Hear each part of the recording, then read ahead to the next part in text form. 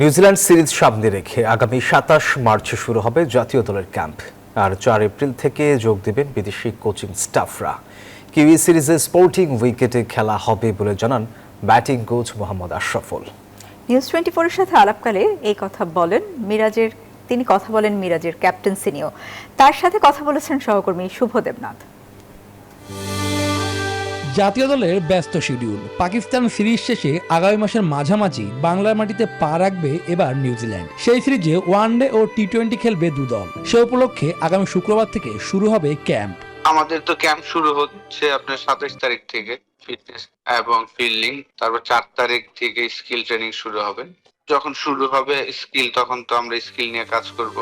যুক্তরাষ্ট্রের ১ নম্বর gym chain gold gym এখন আবারও বাংলাদেশে।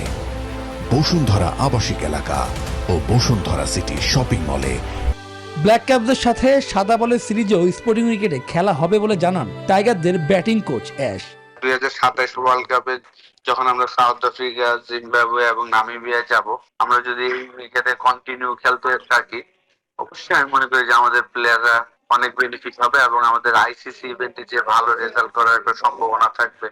ব্যাট হাতে তানজিদ তামিমের ধারাবাহিক সাফল্যের পেছনের গল্প তুলে ধরলেন আশরাফুল। মিরাজের ক্যাপ্টেন্সি নিয়েও কথা বললেন। কিন্তু তানজিদ তামিমের একটা জিনিস যেটা সে হাত থেকে রিড করতে পারে, যে এই বলটা লেগ স্পিন হচ্ছে, এই বলটা গুগলি হচ্ছে, এই বলটা অফ স্পিন, এই বলটা আর্ম বল। এটা যদি আপনি হাত থেকে রিড করতে পারেন, তখন আসলে পজিশন নেওয়াটা খুব সহজ হয়ে যায়। তো তার ব্যাটিং যখন দেখবেন, মনে হয় যে প্রচুর সময় পাচ্ছে এবং জায়গায় দাঁড়িয়ে ৬ মারতে পারে। এটা কিন্তু বিরাট গুণ। লাস্ট ২টা সিরিজে সে চমৎকার ক্যাপ্টেন্সি করেছে। যত করবেন আরো ইমপ্রুভ হবে, আমি আশা করি। আগামী ১৭ এপ্রিল মিরপুরে সিরিজের প্রথম ওয়ানডেতে মুখোমুখি হবে দু দল। শুভ দেবনাথ, নিউজ 24, ঢাকা।